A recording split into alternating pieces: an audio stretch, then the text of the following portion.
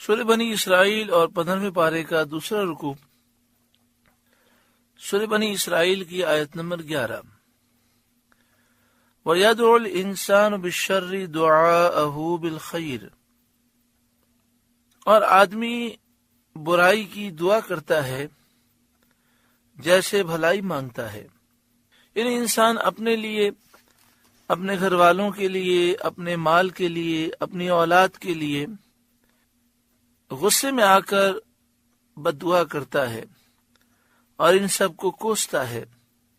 اگر اللہ تعالیٰ اس کی یہ بد دعا قبول کر لے تو وہ شخص یا اس کے اہل و مال ہلاک ہو جائیں، لیکن اللہ تعالیٰ اپنے فضل و کرم سے اس کو قبول نہیں فرماتا۔ وَكَانَ الْإِنسَانُ عَجُولًا، اور آدمی بڑا جلد باز ہے، یعنی فوراً گھبرا جاتا ہے، غصے میں آ کر بد دعا میں جلدی کرتا ہے۔ بعض مفسرین نے فرمایا کہ اس آیت میں انسان سے مراد کافر ہے۔ آدمی برائی کی دعا کرتا ہے تو اس سے مراد کافر ہے، اور برائی کی دعا سے اس کا عذاب کی جلدی کرنا ہے۔ حضرت عبداللہ بن عباس رضی اللہ تعالی عنہما سے مروی ہے کہ نضر بن حارث کافر نے کہا، یا رب، اگر یہ دین اسلام تیرے نزدیک حق ہے تو ہم پر آسمان سے پتھر برسا یا دردناک عذاب بھیج۔ اللہ تعالیٰ نے اس کی یہ دعا قبول کر لی اور اس کی گردن ماری گئی۔ وَجَعَلْنَا اللَّيْلَ وَالنَّهَارَ آیَتَيْنِ، اور ہم نے رات و دن کو دو نشانیاں بنایا، یعنی رات و دن کو ہماری وحدانیت اور قدرت پر دلالت کرنے والی دو نشانیاں بنایا۔ فَمَحَوْنَا آیَةَ اللَّيْلِ، تو رات کی نشانی مٹی ہوئی رکھی، یعنی رات کو تاریک کیا، رات میں اندھیرا ہوتا ہے تاکہ اس میں آرام کیا جائے۔ وَجَعَلْنَا آیَةَ النَّهَارِ مُبْصِرًا، اور دن کی نشانی دکھانے والی بنائی، یعنی دن کو روشن بنایا کہ اس میں سب چیزیں نظر آئیں۔ لِتَبْتَغُوا فَضْلًا مِّن رَبِّكُمْ، تاکہ تم اپنے رب کا فضل تلاش کرو، یعنی روزی تلاش کرو، کسب میں، معاش کے کام میں آسانی ہو اور تم آسانی سے یہ کام کر سکو۔ وَلِتَعْلَمُوا عَدَدَ السِّنِينَ وَالْحِسَابَ، اور برسوں کی گنتی اور حساب جانو، یعنی رات و دن کے آنے جانے سے تم یہ اندازہ کر سکو کہ سالوں کی گنتی کیا ہے اور اس کے حساب کو جان سکو۔ دینی اور دنیاوی کاموں کے اوقات کا حساب جانو، مطلب یہ کہ اگر مسلسل دن ہوتا تو حساب میں مشکل ہوتی، اس لیے رات دن، پھر اس سے ہفتہ بنتا ہے، پھر ہفتے سے مہینہ، پھر مہینے سے پھر 12 مہینے تو سال، اور 100 سال ہوں تو 1 صدی بن جائے۔ وَكُلَّ شَيْءٍ فَصَّلْنَاهُ تَفْصِيلًا، اور ہم نے ہر چیز خوب جدا جدا ظاہر فرما دی، یعنی وہ چیزیں جس کی ضرورت دین میں ہے وہ بھی ظاہر کی، وہ چیزیں جن کی ضرورت دنیا میں ہے وہ بھی ظاہر فرمائی، ہر ایک چیز کی تفصیل فرما دی۔ جیسا کہ دوسری آیت میں ارشاد فرمایا، ما فرطنا فی الکتاب من شیء، ہم نے کتاب میں کچھ نہ چھوڑا۔ اور ایک اور آیت میں ارشاد فرمایا، وَنَزَّلْنَا عَلَيْكَ الْكِتَابَ تِبْيَانًا لِكُلِّ شَيْءٍ، ہم نے آپ پر وہ کتاب نازل کی جس میں ہر چیز کا روشن بیان ہے۔ غرض ان آیات سے ثابت ہے کہ قرآن کریم میں تمام چیزوں کا بیان ہے۔ سبحان اللہ، کیا کتاب ہے، کیسی اس کی جامعیت ہے کہ پورے قرآن میں ہر چیز کا بیان موجود ہے۔ وَكُلَّ إِنسَانٍ أَلْزَمْنَاهُ طَائِرَهُ فِي عُنُقِهِ، اور ہر انسان کی قسمت ہم نے اس کے گلے سے لگا دی ہے، یعنی جو کچھ اس کے لیے مقدر کیا گیا، جو کچھ تقدیر میں لکھا گیا، خیر یا شر، بھلائی یا برائی، سعادت یا شقاوت، نیک بختی بدبختی، وہ اس کو اس طرح لازم ہے جیسے گلے کا ہار لازم ہوتا ہے، جہاں جائے ساتھ رہے، کبھی جدا نہ ہو، جیسے گلے کا ہار ہر جگہ ساتھ رہتا ہے، تو ایسے تقدیر کے فیصلے بھی ہمارے ساتھ ہی رہتے ہیں۔ حضرت مجاہد نے کہا کہ ہر انسان کے گلے میں اس کی سعادت، نیک بختی یا شقاوت بدبختی کا نوشتہ ڈال دیا جاتا ہے، پھر جیسا لکھ دیا گیا ویسا اس کا انجام ہوتا ہے۔ اللہ ہمارے انجام کو اچھا فرمائے۔ وَنُخْرِجُ لَهُ يَوْمَ الْقِيَامَةِ كِتَابًا يَلْقَاهُ مَنْشُورًا، اور اس کے لیے قیامت کے دن ایک نامہ اعمال نکالیں گے جسے کھلا ہوا وہ پائے گا۔ ایک نوشتہ نکالیں گے، نامہ اعمال نکالیں گے جسے کھلا ہوا پائے گا۔ اقرا کتابک، فرمایا جائے گا اپنا نامہ اعمال پڑھ۔ کفا بنفسک اليوم علیک حسیبا، آج تو خود ہی اپنا حساب کرنے کو بہت ہے۔ اللہ تعالیٰ محشر کی شرمندگی سے بچائے۔ کتنے گناہ چھپ کر کیے، جب نامہ اعمال پڑھنے کا حکم دیا جائے گا تو کس قدر شرمندگی ہوگی۔ لیکن بندہ اگر سچی پکی توبہ کر لے تو نامہ اعمال کے گناہ نیکیوں سے بدل جاتے ہیں۔ اللہ ہمیں محشر کی شرمندگی سے بچائے۔ من اہتدی فانما یہتدی لنفسہ، جو راہ پر آیا وہ اپنے ہی بھلے کو راہ پر آیا، یعنی جس نے توبہ کی اور جو سیدھے راستے پر چلا اس نے اپنا فائدہ کیا، ثواب وہی پائے گا۔ ومن ضل فانما يضل علیہا، اور جو بہکا تو اپنے ہی برے کو بہکا، یعنی جس نے گناہ کیے، جس نے اپنے آپ کو برباد کیا تو بہکنے کا گناہ اور وبال اسی پر ہے۔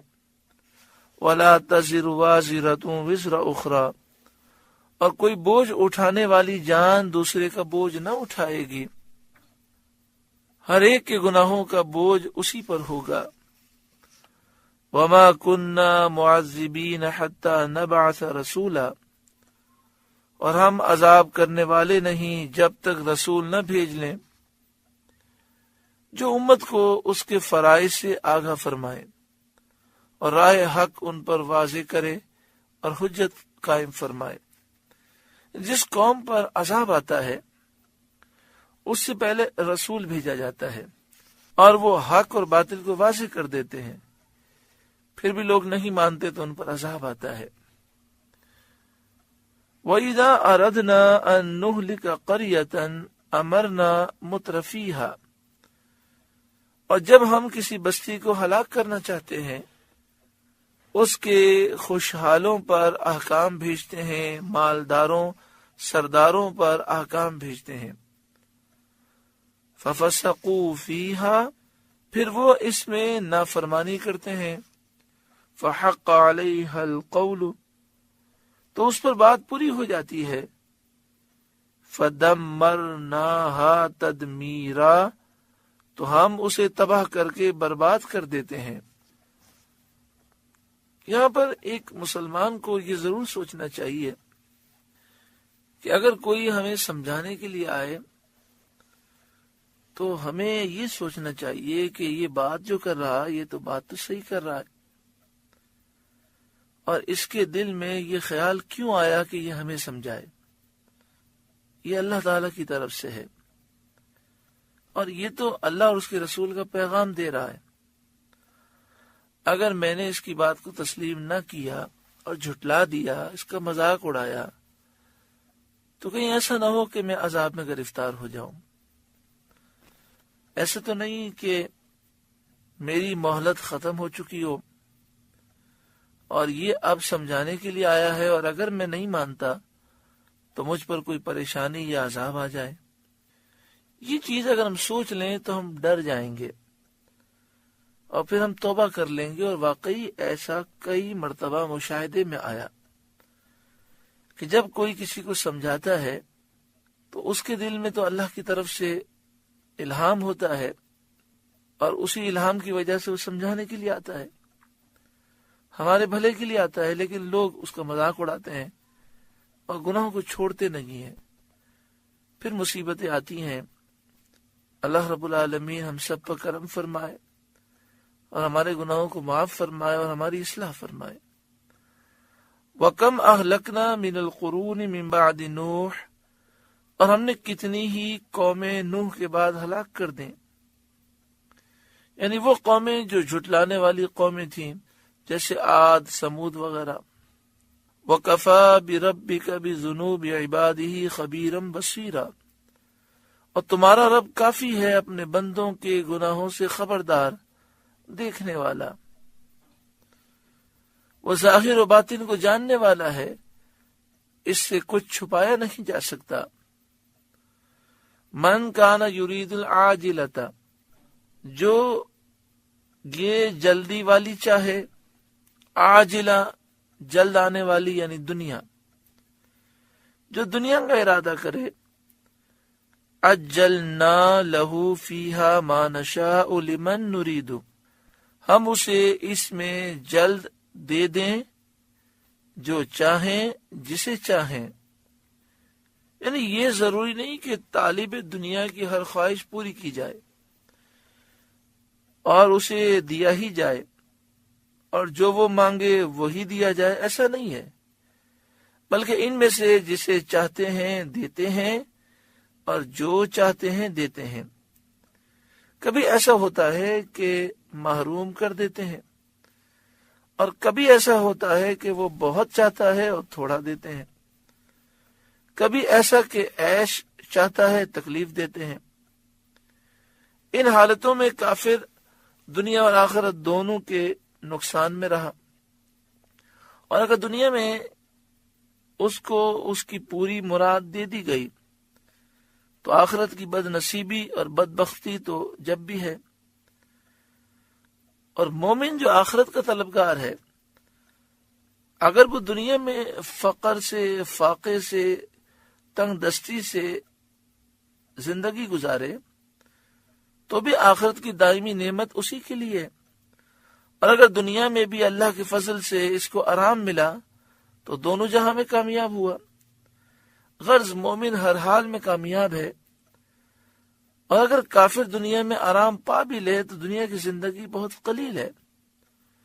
ثم جعلنا لہ جہنم، پھر اس کے لیے جہنم ہم کر دیں گے، یصلاھا مذموما مدحورا، کہ اس میں جائے مذمت کیا ہوا، دھکے کھاتا ہوا۔ ومن اراد الآخرۃ، اور جو آخرت چاہے، وسعى لها سعيها، اور اس کسی کوشش کرے، یعنی آخرت چاہے اور پھر اس کو چاہنے کے ساتھ ساتھ حاصل کرنے کی واقعی کوشش بھی کرے، یعنی اچھے اعمال کرے۔ وہو مؤمن، اور وہ ہو ایمان والا، کیونکہ ایمان کے بغیر نیک اعمال قبول نہیں ہوتے۔ فَأُولَئِكَ كَانَ سَعْيُهُمْ مَشْكُورًا، تو انہی کی کوشش ٹھکانے لگی، وہی کامیاب ہوئے۔ اس آیت سے معلوم ہوا کہ عمل کے قبول ہونے کے لیے 3 چیزیں چاہیے۔ ایک تو بندہ آخرت کا طلب کرنے والا ہو، یعنی اس کی نیت اچھی ہو۔ دوسرا، وہ صحیح کرے، کوشش کرے، نیک اعمال اختیار کرے، اور نیک اعمال اخلاص کے ساتھ صحیح طور پر ادا کرے۔ اور تیسری چیز ایمان ہے، جو سب سے زیادہ ضروری ہے۔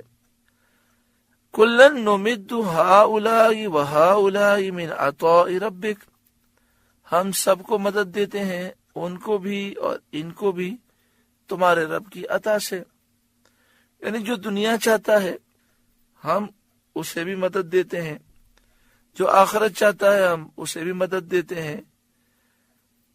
تمہارے رب کی عطا سے یعنی دنیا میں سب کو روزی دیتے ہیں، لیکن انجام ہر ایک کا اس کے حال کے مطابق ہوگا.